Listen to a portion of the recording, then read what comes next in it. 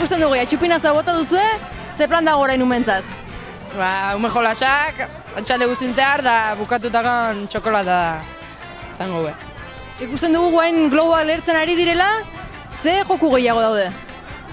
Buru handiak, donutxak, bizikletakin jolasak. Ikusten dugu, beraz, hainbat ekintza dituzuela, adinaren arabera, zenbat, ze adineko umentzat? Gutxi gora bera, ez dakit lau bat urtetik hasita 10, 12, tarte hortan. Eta jokuik zaienak, zaitasun pixkadakena, handiko kontzat prestatzei joe.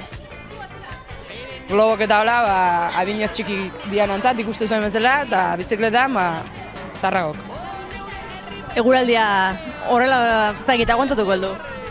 Bueno, guztia meteorologo, baino esate benan arabera hona inbardu, baino ez dakit figatu ez. Gaurko hona zon esan da, baino ikustean ez, besterun baien izan da. Gaur, umoentzat txupinazoa, baina bihar ere gehiago izango da, ez? Biharkoa importantena. Hasiera ofiziala bihar izangoa, eguerdik ordu bitan, da izangoa urteroko modun, txupinazoa, pastelak eta festaren hasiera.